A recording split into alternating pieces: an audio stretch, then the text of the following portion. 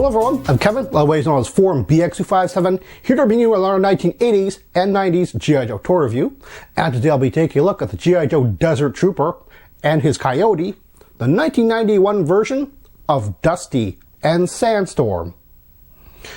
Collectors also call this Dusty version 3, and Dusty debuts this third version of his outfit in the old Marvel comic run of G.I. Joe in issue number 120. Unfortunately, Sandstorm the Coyote never makes a comic book appearance.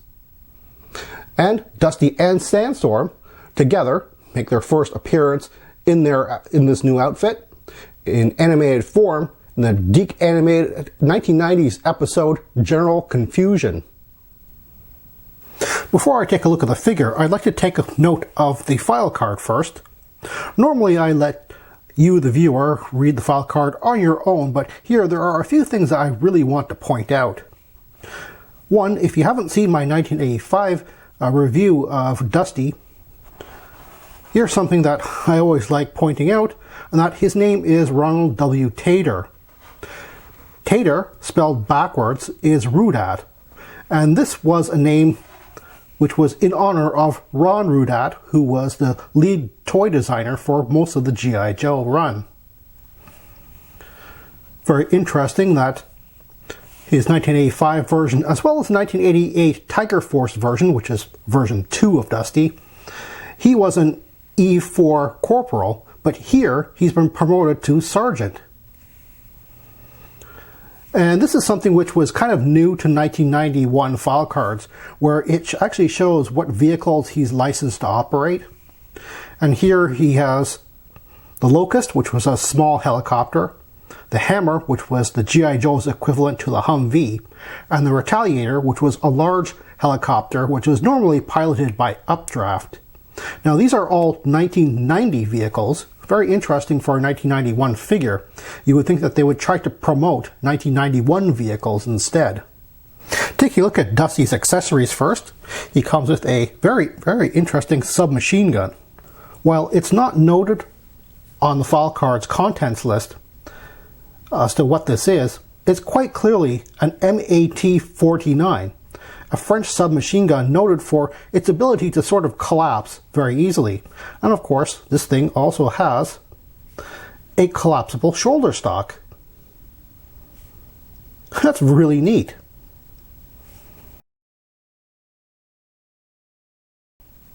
Not only is it a very simple design of shoulder stock, it's actually very securely put on this submachine gun. Normally you have bipods and even shoulder stocks from like 1987 Crazy Legs, for instance, which pop off very easily and are very easy to lose. So it's really nice that this is very secure and actually works the way a real shoulder stock would work on a collapsible submachine gun.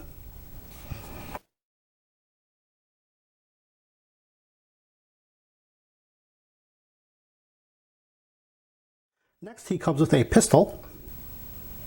It's a very odd design with an extended barrel which goes beyond the frame, but it has a little sight on the barrel itself.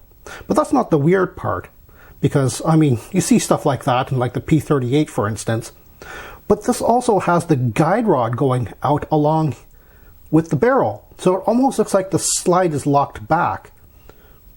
But if that were the case, then the barrel wouldn't have the sight on it. The sight would actually still be on the frame back here. So I really don't know what this pistol was based on.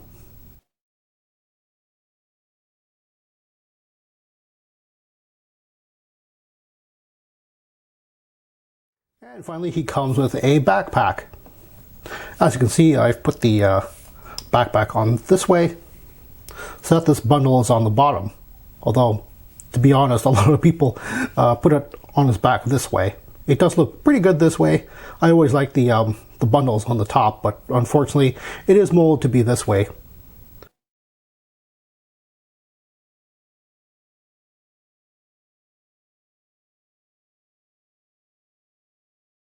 I'll discuss Sandstorm in just a bit, but I want to focus more or less on Dusty right now, especially to compare him to his most iconic version of his outfit, the 1985 version of Dusty. Now, in his review, I've noted that there are a few things which evoke the French Foreign Legion. Of course, he also has that French FAMAS rifle there. But honestly, his outfit is more or less that of evoking an American soldier, especially the desert concept outfit for the late 80s, which got more updated in the 1990s. But that's not what Dusty has here. He has an outfit which I think further evokes the French Foreign Legion rather than your typical US standard desert outfit. He has a beret, and his color scheme is actually not tan, but rather a cream color. It's very white, very bright.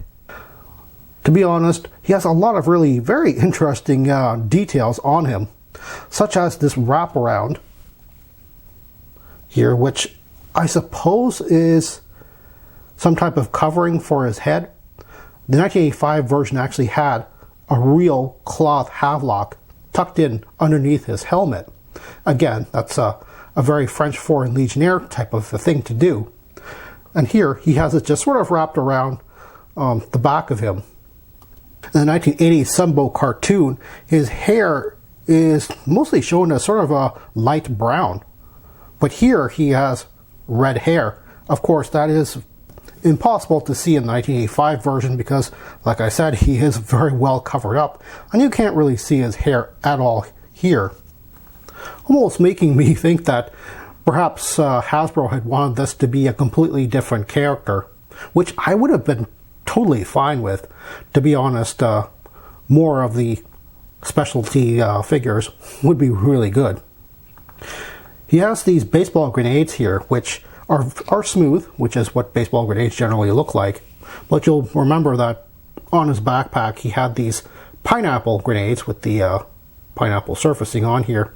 They didn't continue with that on him, but that doesn't really matter because you can have two different types of grenades, obviously.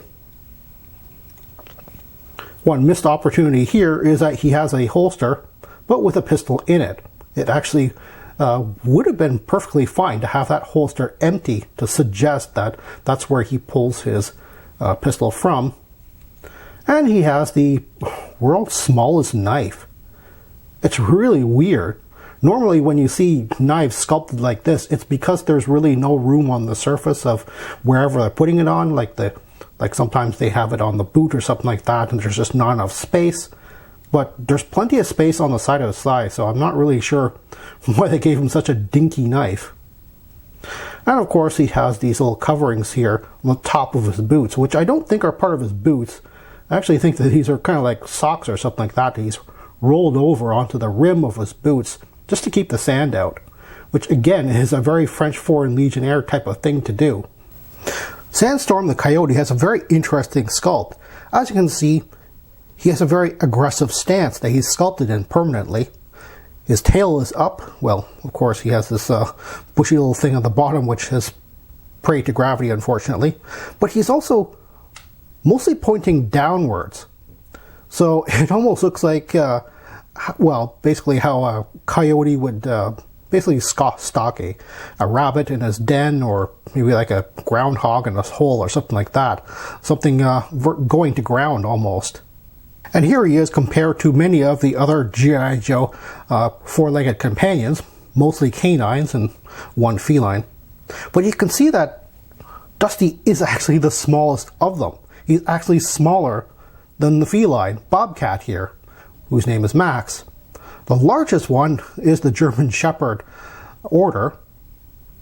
And then we have like the 1985 Timberwolf here, who really should be the largest of them as he is a wolf. And of course we have the iconic first G.I. Joe dog Junkyard here from 1984. One rather unfortunate thing about animal companions around this time is that they sometimes don't get paint jobs. Here's an interesting bit of trivia. In the G.I. Joe Field Manual Volume 2, which is a collection of the Deke animated production artwork, basically the Bible of how the animators were supposed to make the characters look, you can see there is a page for Dusty, least Dusty version 3. And here is Sandstorm. Now I'll call attention to this because Sandstorm looks very realistic here. He looks, well, pretty much like what the actual figure looks like. But here's the problem. He doesn't look anything like this in the cartoon. Instead, he looks like a strange cousin to the Warner Brothers character Wile E. Coyote. I'm not really sure why they made him so stylized and goofy looking in the cartoon. I'm not sure if there's an answer to that, or whether they just didn't get this memo, or whether they were at the last minute trying to go for some type of comedy relief with his look. One very sad thing about Sandstorm is that technically he is the only version of Sandstorm. They've made like 15 versions of Dusty throughout the years, but this is the only version of Sandstorm. Well, technically. You see, the 12-inch Sideshow 1/6 scale Dusty actually came with a separate Desert Weapons Cache display set.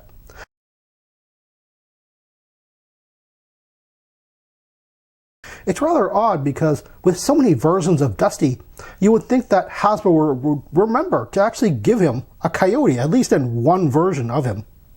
I guess we'd have to wait for the G.I. Joe Club, either for a convention or a figure subscription service, in order to get a 1991 modern version of Dusty here, which will come with a modern version of Sandstorm someday. Which isn't to say that Hasbro wouldn't reuse the mold for Sandstorm because, well, that's what they do all the time. And that's what they did for this 2003 DVD deluxe set of the first two miniseries from Sunbow Animation from 1983 and 84. In this set, you got a bonus Snake Eyes figure exclusive to this set. And of course, exclusive to this set is what was supposed to be a reuse of Timber, which of course they lost the molds to at some point. We got a reuse of the Sandstorm mold to stand in for Timber. But for some strange reason, they didn't mold him in the gray color that Timber, or even closer to Sandstorm, even came in, but this odd pale off-white color. He almost looks more like an Arctic fox than anything else. So just what would the opposite number on the Cobra side be to Dusty the Desert Trooper? Well, we do have a direct opposite in the 1991 Desert Scorpion. Cobra's first Desert Trooper, released in the same year that we get Dusty version 3. Not only that, but the Desert Scorpion even comes with an animal companion. Actually, I'm not really sure whether a scorpion is an animal or an insect or some other genus. I guess I'll discover that whenever I do the research for my review of the Desert Scorpion in the future. If you're looking for a version 3 Dusty on the aftermarket, he's actually a fairly easy figure to find, complete with all of his accessories. There's a few things that you do have to look out for. Of course, there is the sliding shoulder stock, which, like I said, once it's attached, it's not really that easy to just pop it off, but you might want to just be aware that it can be popped off, so as to look for it and to make sure it is actually there. But things like the tip of the barrel and even the tail and maybe even the legs of Sandstorm here might be warped or cracked off or stressed, so you might want to look out for those things. Otherwise, like I said, you shouldn't really be paying a whole lot for this figure. He does pop up regularly on the aftermarket, and you can get a great deal for him. Personally, if you don't want to have a new version of Dusty, he actually makes a great army builder for just a generic G.I. Joe Desert Trooper.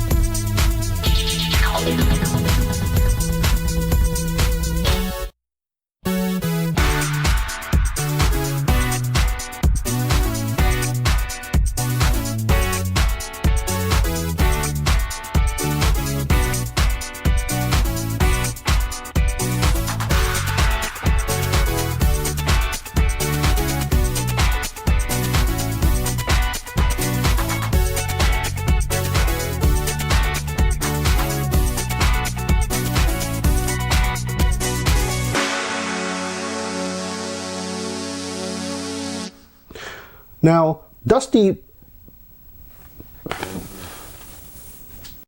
is very modern and which isn't to say that Hasbro wouldn't re-release. Well, that's all the time I have right now. Please check out my Facebook page for more information and behind-the-scenes photos for these reviews. Thank you for watching this video, and stay tuned for next time to see another 1980s G.I. Joe toy review. See you then.